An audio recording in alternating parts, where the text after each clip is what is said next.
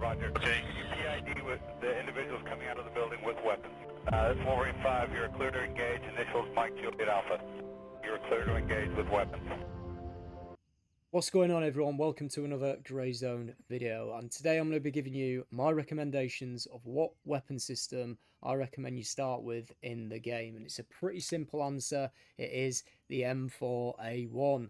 Now, I am going to give you my reasons why. So most of you should start with some form of M4 platform, depending on what package you've got, faction, etc. However, you can easily develop it really early on. Now, one big plus for me compared to something like an AK is the accuracy and the precision of this weapon system. So if we have a look here, I've got a very basic M4 setup. All I've put on it is an ACOG, and let's have a look if we can control these rounds going into the target in an accurate manner. Very easy to do, really controlled, not much recoil, and obviously we want to be firing the weapon in repetition rather than full automatic.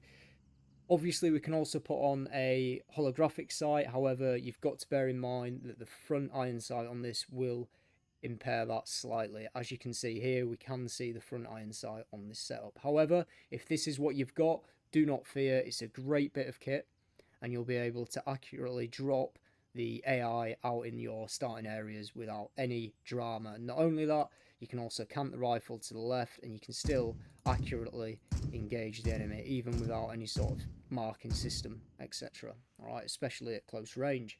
So let's develop on it. So if you've used that for a while or you've already got access to it, you're going to have an M4 similar to this. Now this has got the wrist system on it, so it's got the ergonomic mounting system, the 20mm rails, and as you can see here, we've actually got a foregrip as well as a holographic sight. We've also got a slight muzzle attachment and a laser. Now this is again a very basic setup that you can get pretty early on, and it really is. I love it. I still use this today, even though I've got an M4 that I really do enjoy using. But this for me is just such a good all-rounder. Now, let's say we are engaging enemy at a more medium distance. Alright, so you're probably thinking, well, holographics not going to be as good. It's not a problem. All you need to do is find yourself an ACOG. So let's grab the one off this. And what I always do is drag and drop it into my task box. Alright, now for an ACOG, if you are unaware, you do need the mounting system first. So you get the ACOG mount and then you drag the sight onto the mount and then drag it onto your rifle. However, if I'm in an open area, I'm moving into an area where I might be engaging enemy at a medium range, I can easily take off the holographic sight and then all I need to do is put this on the rail and boom, we have got a 4x sight. Nice and easy. Obviously you can get canted versions, all that sort of stuff later on, but as a basic setup it does work really well. And again, the big plus with this, we don't have that front iron sight obscuring the optics and the sight picture within the ACOG. Alright, so a really good bit of kit. We get a slight bit of zoom when we hold our breath, and as you can see, this one's even more controllable. Alright, so yeah, another basic M4, which again, like I say, for me it just works really well. Now let's step it up one last time and show you the M4 that I'm actually using at the minute.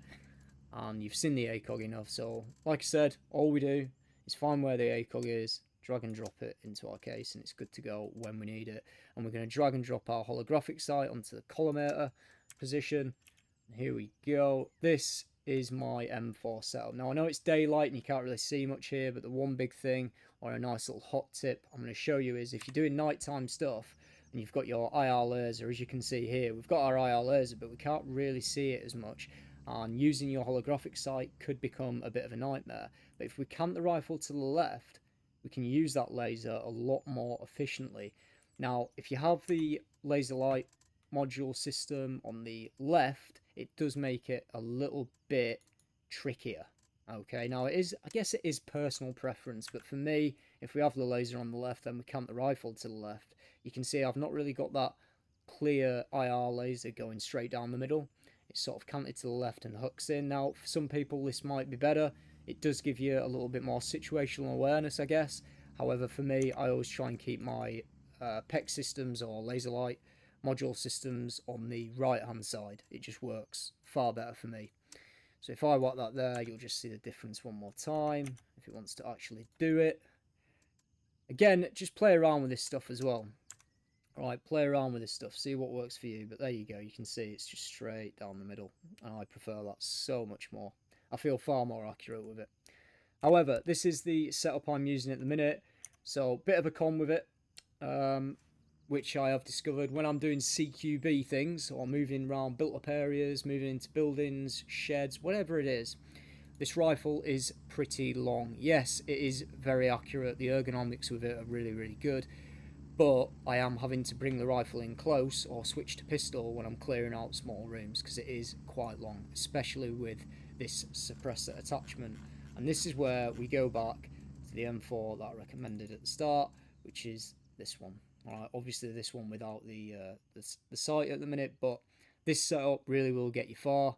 And I know it is just a basic M4. Yes, you can get different pistol grips. Alright, you can get different butt pads and stocks and such, but this should give you a really good place to start. If we have a look at the AK, just as a last little bit, I'm going to show you the differences in terms of accuracy, and I'm not going to move my mouse. Alright, I didn't move my mouse all that when we were doing the M4, so I won't do it for this, and you can see the difference. Here we go. So that's about 4 shots in and we're already off the target. It does come down to personal preference. I'm not going to say you should use this, you should use that. It depends what you enjoy using. You've got to remember the M4 has the precision, the accuracy, more importantly, the control. The downside is it doesn't have that stopping power. Alright, so if you want stopping power, you want something that's going to punch a lot harder, then yes, you are going to use an AK. However, play around with it and see what works for you. When it comes to kit, there is no real, you must use this, you must use that. What I would suggest is, when you first start out, just use the basic kit that you've got to play around with, get used to the game, before you start using the more armoured vests and the better helmets and all that stuff. And one last huge hot tip that I am going to give you. Keep your night vision on you at all times, but when you do not need it, do not leave it on your helmet in daylight. All you need to do is drag and drop it into your taskbox, and then if something does happen, it's protected, safely locked away, and you're going to get it back. Alright, rather than just leaving it on there and thinking, oh, it'll be fine, getting killed, and you've lost your MVGs. Alright, so just a little hot tip. Anything that you can save, use the taskbox. However, that is it for me. I guess when it comes to sidearm, I always stick to the Glock 17. Again, you can make this pretty modular. As you can see, I've got a red dot sight on there, different top slide, but it is, again, yeah, that's up to you. I've not had much luck with the pistols. I think they're a little bit hit or miss, pardon the pun, but they don't seem to drop enemies like they should. But yeah, M4 for me. Start off with the M4, build it up, start getting used to it, start getting used to how you can manipulate the weapon system in the game, and you should be doing contracts really easily. Just remember, taking off ammunition out on the ground, I would suggest either 4 magazines minimum, up to 5 or 6, and then yeah, 3 to 4 pistol magazines as well, and plenty of food, plenty of water to keep yourself sustained. If this video helps you, please leave a comment. I'm hoping it did, and you can be prepared for much more Grey Zone content. Thanks for watching. I'm going to see you in the next video. Have a great one.